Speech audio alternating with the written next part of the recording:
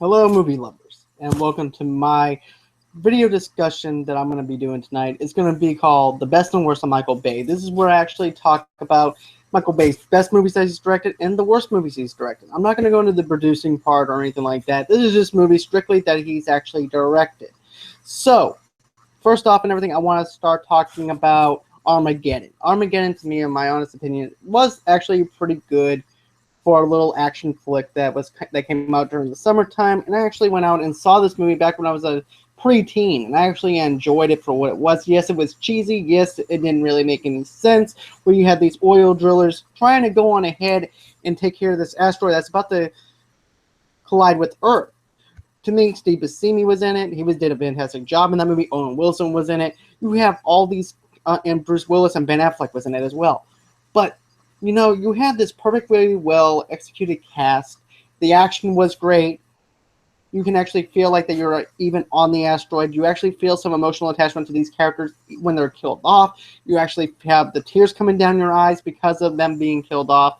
To me, this was a perfectly well executed movie to the point where I actually have to say I really enjoyed the movie.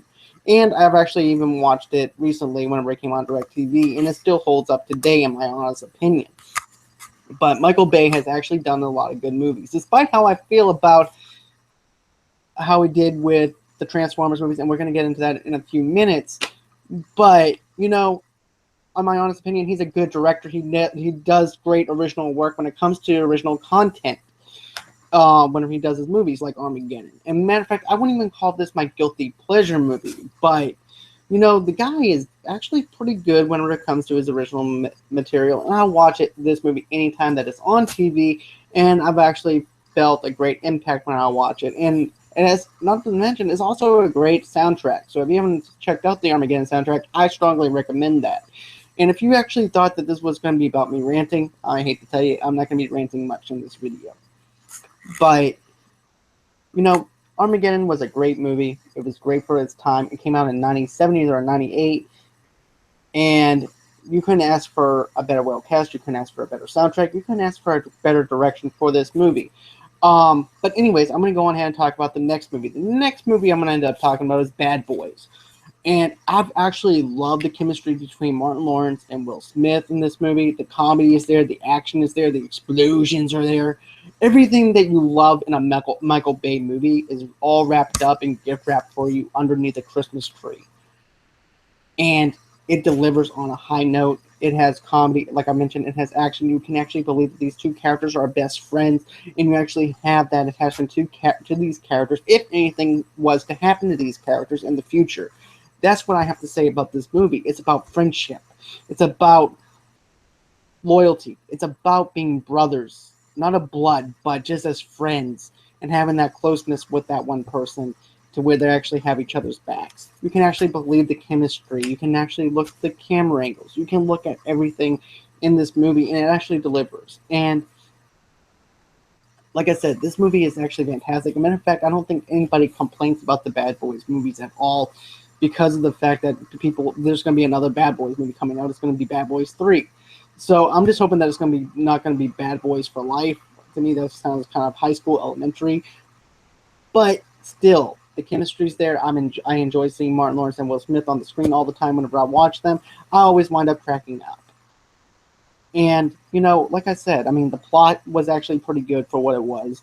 You have Martin Lawrence, who winds up asking Will Smith for a little time off and everything. Anyways, what happens is he goes he winds up accidentally going undercover as Will Smith, and basically he's trying to act like he's Will Smith, which we all know he's not Will Smith. He's not as smooth as Will Smith. He's not someone that I would actually say that's actually Will Smith. And even Tia Leone, whenever she was playing the prostitute and everything, even was questioning Martin Lawrence's character and be like, you don't seem like Mike Larry or anything. You don't seem like this guy that my best friend told me about. You seem like you're you're trying to save yourself from marriage, which Martin Lawrence is married. Will Smith isn't. He's more the playboy party type person in that movie. And he winds up pretending that he's Martin Lawrence's character. And he's the total opposite of what Martin Lawrence's character is. So it's actually a great movie. If you haven't seen this movie, I would recommend it personally myself. I actually watch it from time to time. Yes, I might have gotten the plot a little bit twisted just a few minutes ago, but still, it's a good movie. It's a good flick. If you haven't seen Bad Boys 1, I would check it out. Another good one to follow up with Bad Boys 1 is the 2003 Bad Boys 2, which continues with Martin Lawrence and Will Smith. And they are back there, have bigger explosions. They go into this KKK thing and stuff like that, but they're looking for ecstasy this time, and they're actually doing stuff that you never thought that was possible before. And to me, I thought that Michael Bay did a very good job with that movie as well, because of the fact that he delivered so good in the first one. Whenever I went to see the second one, I was wondering, okay, is he going to be able to deliver from what happened in the 1995 Bad Boys movie? And man, he delivers big time. You have them going on ahead, going through Cuba. You got them going, trying to get the ecstasy. You have different things going on in this movie, and you're going to be laughing through this whole entire movie. You're going to have a lot of good action parts in it. You're going to have a lot of explosions. You're going to have twisting camera angles. You're going to have all of the Michael Bay isms that you might end up liking in his original movies. And to me, I actually like Bad Boys 1, and I like Bad Boys 2. I'm not sure about Bad Boys 3 yet, but we'll just wait and see how that goes whenever there's a trailer being released. But for me personally, Bad Boys 1 and Bad Boys 2 is actually the two awesome Michael Bay movies. And I can't even praise those two movies enough. Same thing with Armageddon. But anyways, so let me go on ahead and get back over to the other thing too that I want to mention. Pain and Gain with The Rock and Mark Wahlberg. This movie was different. This movie was shot differently. There was no explosions or anything like that. It was like a dark comedy is pretty much what they made. They made this serious thing about these weightlifters. And they do some off-the-wall stuff. They wind up taking this one guy's identity and pretending to be that person and getting him to sign the house over to him and everything else. And it's just a crazy story. It's based off of a true story. And I can't believe this stuff went down with these weight trainers and everything, because I actually thought that this was actually... I found myself laughing because of the dark humor in this movie, and I thought it was perfectly well done as far as a Michael Bay movie goes, which is unusual for me not to see any kind of explosions, anything like that going on. I actually felt like that this was actually a pretty good movie, even though that this is kind of like a dark kind of humor type movie. I still enjoyed Pain and Gain a lot. And The Rock is that I could not picture The Rock being a skateboarder at all. As a matter of fact, his character is actually a skateboarder and a weight trainer, and that's completely opposite of what I completely thought of The Rock as. Imagine a big old huge buff dude on a skateboard. To me, that's kind of funny, because I was finding myself laughing at that. But the movie is good. Check out Pain and Gain if you haven't seen that movie, because you're going to actually enjoy that movie, I believe. And it's also, like I said, it's based on a true story. And you know what? Check it out, because I think you're going to like it. Then after that, I'm going to have to go into the very first Transformers movie, because I actually enjoyed the first Transformers movie for what it was. Shia LaBeouf was in this movie, and I thought he did a good job playing Sam Witwicky. He did a very good job with it. Megan Fox was first introduced, where all she is in there for is just sex appeal. And at first, all the guys, including me, were going gaga over her. Up until recently.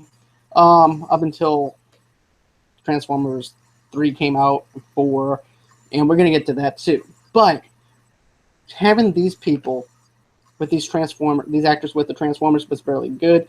The humor is there, the action is there, the twisting camera angles is there, the explosions are there. Who wouldn't want Michael Bay as a director on Transformers? You were able to capture the magic of yourself as a little kid watching the Transformers come to life on the TV show in the 80s.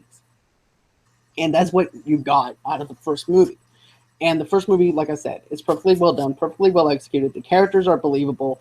You're having a good time. You're shoving popcorn in your face. You don't really care about what's really going on because you're too focused on the Transformers itself, and you don't even have to worry about actually trying to take something serious out of this movie. And that's what I love about the very first Transformers movie, because it was perfectly well written compared to the other movies.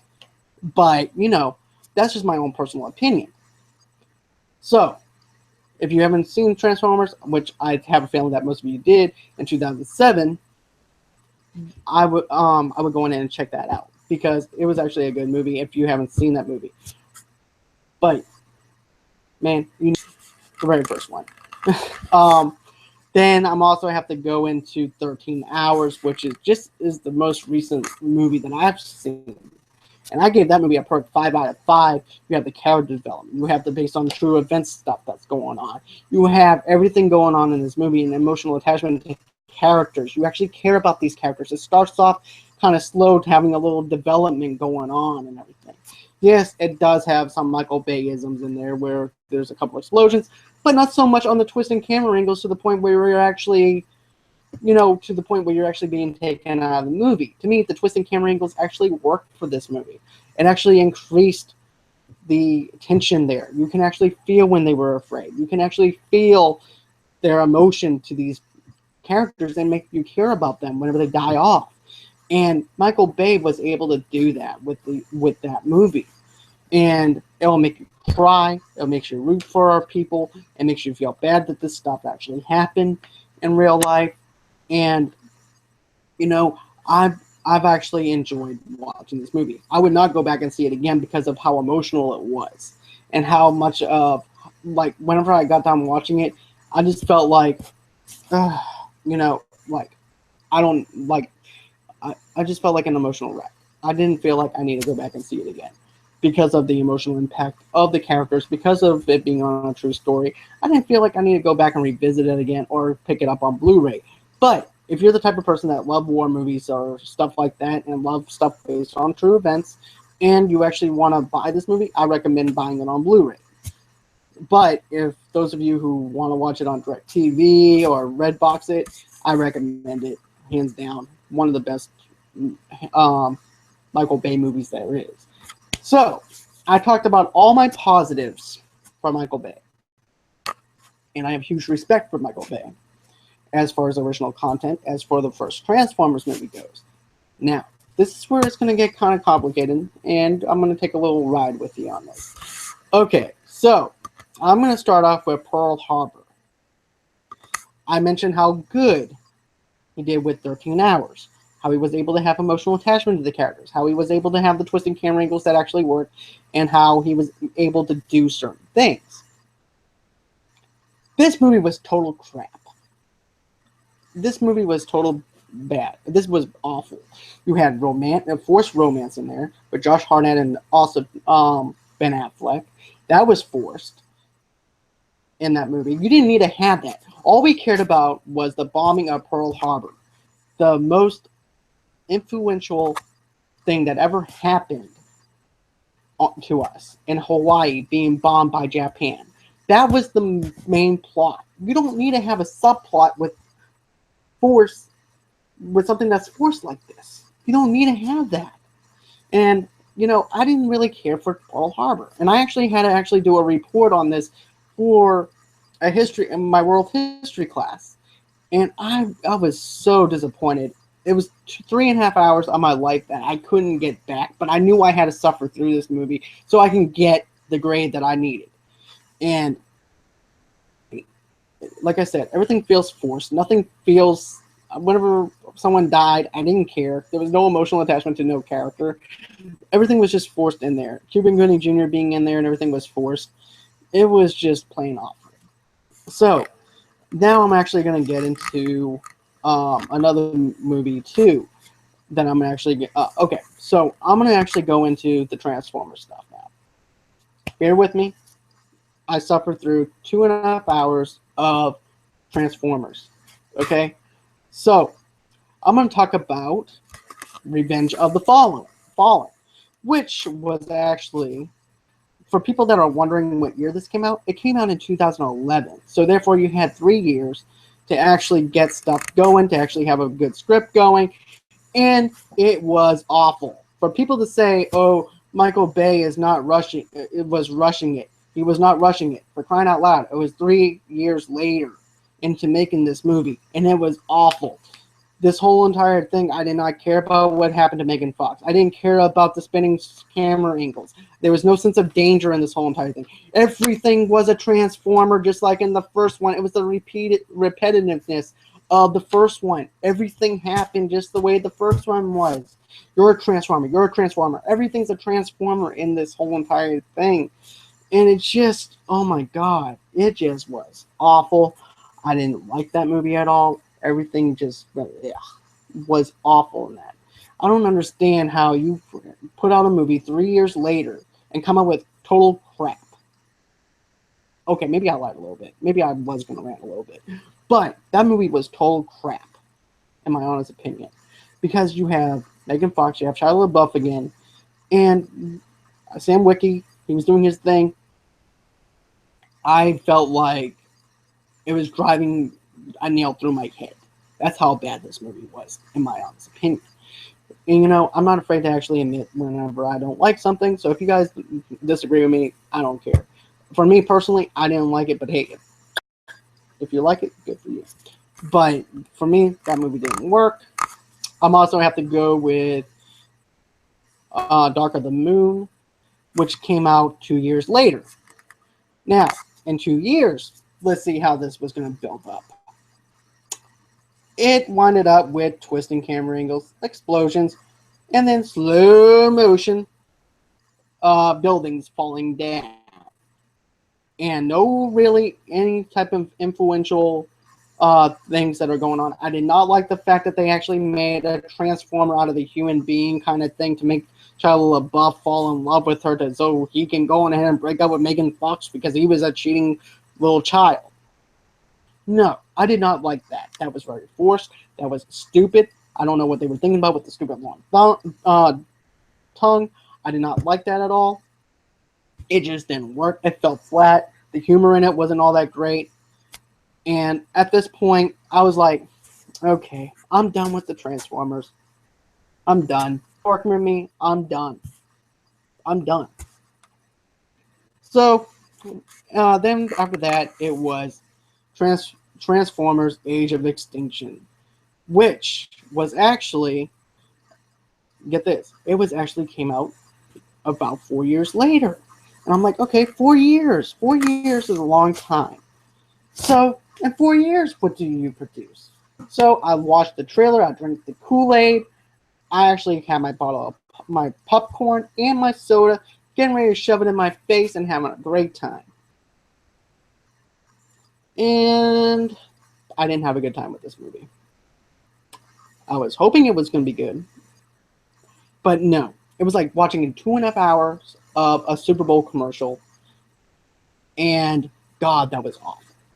It was like, you're a Transformer, you're a Transformer, you're a Transformer, everybody's a Transformer. I was just ready for this 2.5 hour Super Bowl commercial to be over with. There was no plot, not to mention you're going in there to see the Transformers anyways, but you need to have a little bit of something in there. And then having Mark Wahlberg, who's a great actor in there, too, to try and carry this movie wasn't great at all. I actually felt like he felt out of place in that movie. I gave up on the Transformers after that at that point. But watch me again. Watch me watch the trailer and say, oh, this looks like it's going to be good. And I go in there, and I'm hoping that I don't get disappointed in myself for 2.5 hours that I cannot get back if my life depended on it. So, another movie that I'm actually going to mention that wasn't that great was The Island. The Island wasn't one of his best ones, in my honest opinion. I actually felt like that movie was poorly well done, poorly well executed, poorly well written, to the point where, it wasn't that great of a movie. So anyways, those are my best. And oh yeah, let me go ahead and get to this other thing too. I forgot. Shame on me. I forgot to mention one of my honorable mentions that I felt like that I needed to bring up. My favorite movie is The Rock, starring Sean Connery. And he did an excellent job in that movie. I felt emotional impact. I felt action. I felt explosions. I felt fire. I felt everything that I wanted from a Michael Bay movie during that time period. And man, if you haven't seen The Rock, you need to go and stop this video right now and watch it because it's fantastic and you're going to love it. So, with that being said, tell me what your best and worst Michael Bay movies are. Do you like the Transformers? What didn't you like about the Transformers? Did you like Pain and Gain? What didn't you like about Pain and Gain? What do you think of my list? Do you agree with me? Don't you agree with me? Comment below and tell me what you guys think. And don't forget to give me the thumbs up and subscribe below. And I'm going to try and do a video review on Moana Saturday. So stay tuned for that, and I hope everyone has a good day.